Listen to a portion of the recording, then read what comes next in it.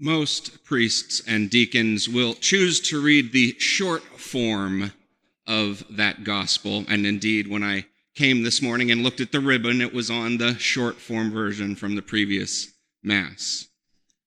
But I wanted to read the full long version, in part because it's just my way, but also because I think this passage gives a strong blow. It hits hard. There's a lot in there, and a lot that is really challenging. I mean, anytime I'm even just slightly frustrated with my brother who loves to annoy me, it's equivalent as if I've murdered him. This is what Jesus is telling us. This is the excellence he is calling us to. It feels unapproachable, unreachable.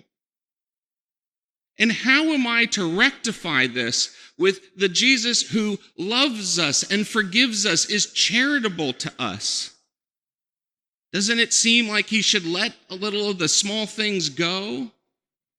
Why is he calling us to such a lofty standard, one that we are guaranteed to fall short? I reflected on this quite a bit, and I eventually remembered an axiom that I've heard a number of times in a number of different forums. It's one that you will hear golf pros use. I know archery people use it. It's used occasionally in my sport of sailing. You'll even hear it out of motivational speakers. And the axiom is this: aim small, miss small. Aim small, miss small. The idea is that if you want to hit a target, say with a gun or a bow and arrow, you don't aim at the target because we just are not as good as we think we are. No, you aim at something much smaller on the target. If you're playing golf and you want the ball on the green, you don't aim for the green. You aim for a blade of grass 3 feet in front of the pin.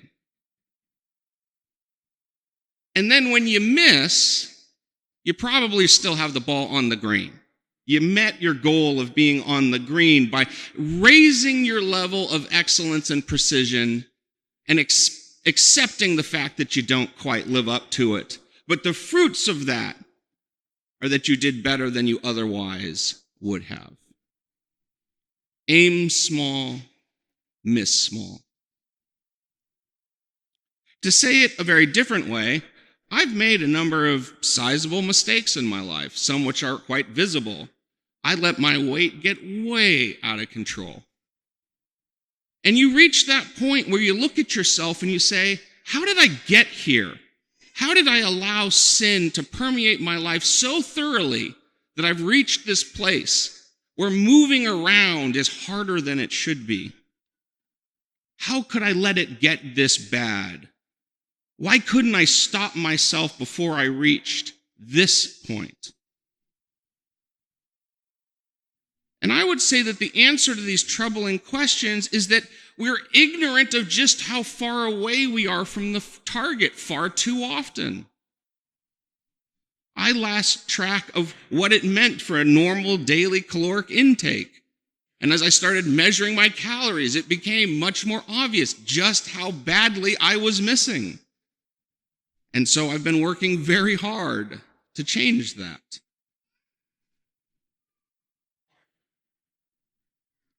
And so the solution to so many of our problems is not to focus on the big problem, but to look at the small.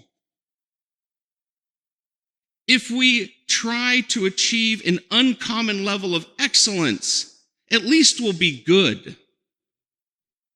So when Jesus tells us that we need to focus on eradicating any and all anger from our hearts, if we follow that, we'll never get anywhere close to murdering somebody. Or if we focus on getting lust out of our hearts, that every single human being is seen as someone with dignity and purpose and value, and not as a sexual object. if we lift ourselves to that place, we wouldn't even think of approaching adultery.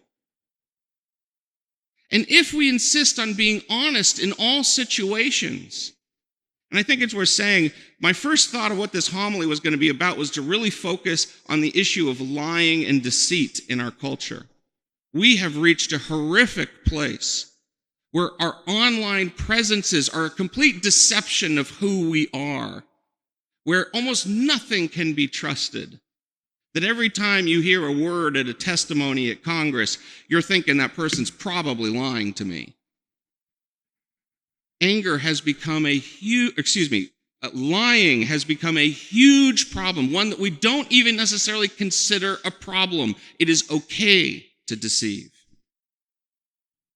But if we were to instead say, no, honesty is the highest ideal, that when somebody says, how are you doing as a normal greeting, you don't just say, I'm doing great, like you always would. You actually think about and answer the question, how am I doing right now? By the way, that really throws people off.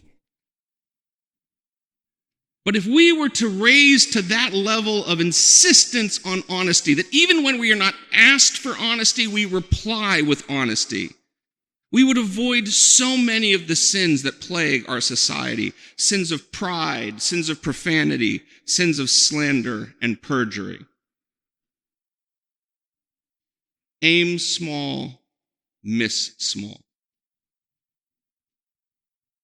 I'd like to conclude today by looking forward. We are nearly at Lent. I believe Ash Wednesday is not this Wednesday, but the following.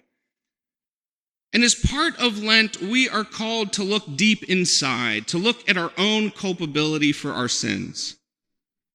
And if we do that well, at least for myself, and I'm sure it's true for most of you, that process of introspection will lead to some fresh revelation of a way we are not living up to our call to follow Christ.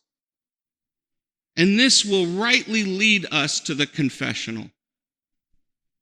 And may I suggest that as we take that humbling journey of contrition and we ask ourselves, how did we reach this place? And how could I do better in the future? We remember today's gospel passage and say to ourselves, aim small, miss small.